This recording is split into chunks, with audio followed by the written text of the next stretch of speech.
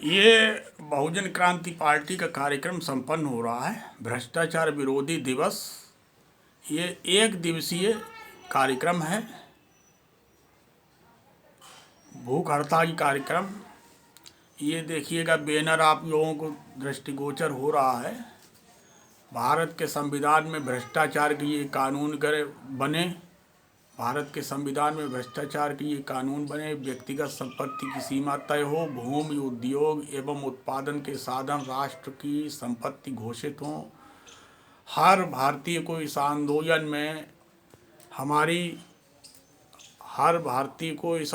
में हमारी सहायता। गरीबी खत्म, बेरोजगारी खत्म, जुल्म शोषण खत्म, तमाम सारे मुद्दे हैं। ये रणजीत सिंह जी हैं, आप श्री रणजीत सिंह जी, आप श्री प्रभास सोमवंशी, आप श्री आप सुदीप साहब जी। तो आप लोग सब बैठे हुए हैं। कुछ लोग आ रहे हैं, कुछ जा रहे हैं, आने जाने का सिलसिला चल रहा है। कुछ कार्यकर्ता और पदाधिकारी आके जा चुके हैं, कुछ अभी आएंगे। आने जाने का सिलसिला सतत जारी है। और रणजीत सिंह जी बताएं, आपका क्या संकल्प है ये कार्यक्रम आयोजित करने के पीछे? सबसे पहले मेरा क्रांतिकारी प्रणाम। वंदे मातरम साथियों। मैं रणजीत सिंह, राष्ट्रीय अध्यक्ष बहुजन क्रांति पार्टी। आज धीमे से बोलो, थोड़ा आराम से। आज अंतर्राष्ट्रीय भ्रष्टाचार विरोधी दिवस जी। भारत महाभ्रष्ट देशों की सूची में गिना जाता है। भारत के संविधान में भ्रष्टाचार के लिए कोई भी कानून नहीं।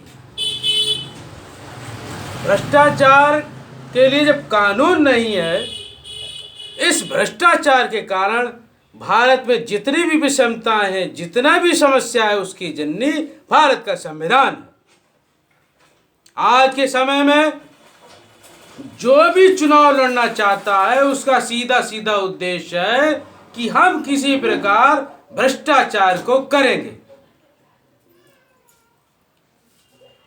उस चुनाव जीतने के लिए वो कर्जा लेगा, जमीन बेचेगा और हर हालत में चुनाव को पहुंचेगा।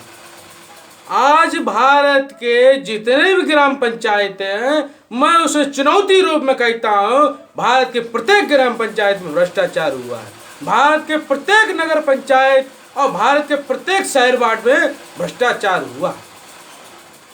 भारत में उच्च से लेकर निम्न तक भ्रष्टाचार में लिप्त है। आज पूरे देशवासियों का मैं संकल्प करता हूं कि बहुजन क्रांति पार्टी का साथ दें, रणजीत सिंह की अगुवाई में हमारा साथ दें और एक दिवसीय भूख हड़ताल के कार्यक्रम को सफल बनाएं। आज जब मेरा बच्चा घर से निकलता है, स्कूल पढ़ने जाता, तो मेरा धक धक करता है कि पता नहीं स्कूल की दीवारें न गिर जाए। आज की जो बिल्डिंगें बनती हैं वो 10 साल नहीं चलती। आज के अखबार में ही जो बिल्डिंगें 15 साल स्कूल पुराने हो गए हैं, उन्हें निष्प्रयोज्य घोषित किया जा रहा है कि अब ये किसी भी काम के नहीं, जबकि अंग्रेजों के बनाए हुए बिल्डिंगें आज भी सैकड़ों सालों से विद्यमान हैं। आज के समय में जो सड़कें बनती हैं, उसकी उम्र 20 वर्ष होनी चाहिए, वो 1 साल में ही उखड़ जाती हैं। आज के समय में अच्छा, ये बताइए, फर्जी महामारी के संदर्भ में आप क्या कहेंगे? जैसा कि हमारे बैनर में भी लिखा है, दूसरा कॉलम है, हर व्यक्ति की सीमा निर्धारित कर दी जाए। आज के समय में जो भी भ्रष्टाचार करेगा वो संपत्ति अर्जित करेगा।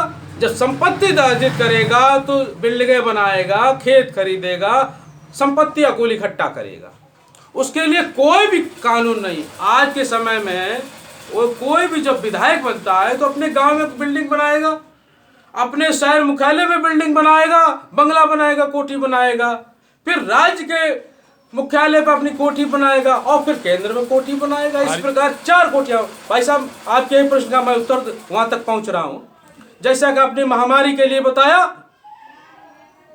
महामारी एक लाई गई और इससे 30,500 करोड़ रुपया स्विस बैंक में जमा किया गया। ये कहां से आया? जिस बीमारी से न मौतें हो रही हैं, न व्यक्ति विकलांग हो रहा है, उसके लिए क्या जरूरत थी? दूसरा, आपने वैक्सीनों पे लिख दिया कि ये पूर्ण परीक्षण नहीं की गई वैक्सीन, लेकिन जबरदस्ती पीछे के दरवाजे से हर व्यक्ति को परेशान किया गया कि आपको राशन नहीं देंगे, आप मेले में नहीं जा सकते, तमाम तरीके से परेशान किया गया।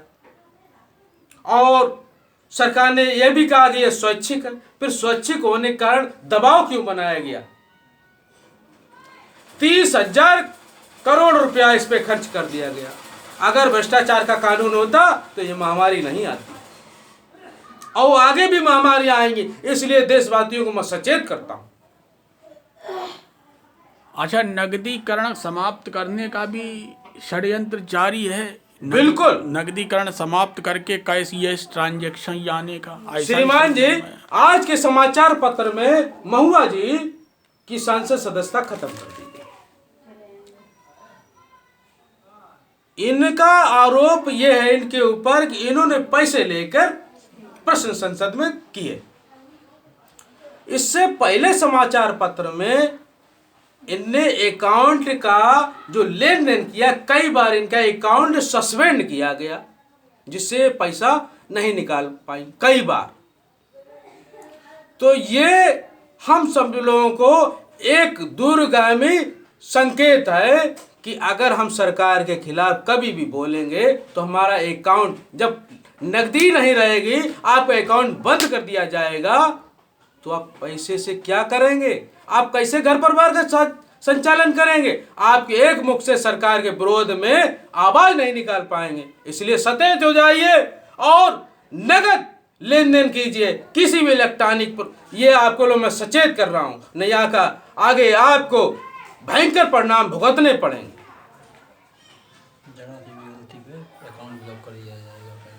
जबकि भारत जैसे देश में इसकी प्रमुख लेन देन में भारत गिना जा रहा है, जबकि तमाम संसार में देश हैं वहां पे नकदी ज्यादा प्रयोग की जा रही है।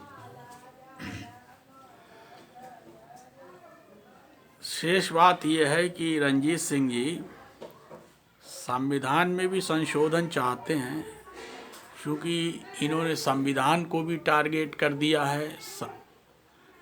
कहा है भारत के संविधान में भ्रष्टाचार के ये कानून बने, तो संविधान में भी संशोधन आप चाहते हैं। और भ्रष्टाचार को मिटाने के लिए आपने ये मुहिम चला रखी है, बड़ी प्रसन्नता की बात है। आप सभी सज्जन बंधुओं को बहुत बहुत धन्यवाद। श्रीमान जी, अंतिम शब्द में मैं इसका निष्कर्ष बताना चाहता हूं कि तमाम ऐसे राजनीतिक दल हैं जो भारत के संविधान को महानतम संविधान बताते हैं।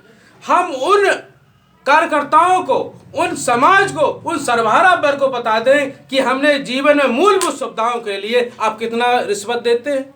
हमें आप बता दें कि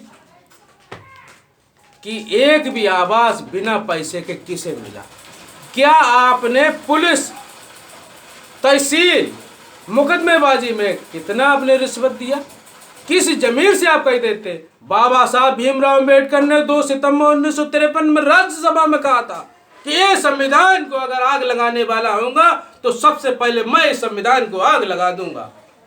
आज जो राजनीतिक दल जातिवाद के लिए लड़ाई लड़ते हैं, अगर भूमि उद्योग उत्पादन के साधन अगर लागू हो जाता तो देश में शोषण, अन्याय, अत्याचार खत्म होता था। जहां गरीबी होगा वहां शोषण, अन्याय, अत्याचार होगा, जातिवाद होगा। इसलिए बाबा साहब भीमराव अम्बेडकर ने संविधान का अनुच्छेद 4 में कहा था कि भूमि उद्योग उत्पादन साधन को राष्ट्र की संपत्ति आप घोषित कर दीजिए, विषमता खत्म हो जाएंगी। और विषमता का यही कारण है, जितने सामूहिक बलात्कार हुए, अन्याय अत्याचार हुआ, वहां गरीबी सबसे प्रमुख कारण रहा। अगर हमको स्थायी न्याय चाहिए तो हमारा साथ दीजिए, भूमि उद्योग उत्पादन साधन को राष्ट्रीय संपत्ति घोषित कराइए और भ्रष्टाचार के लिए कानून बनाइए। मैं आपको चुनौती देता हूं कि भारत विश्व गुरु बन जाएगा।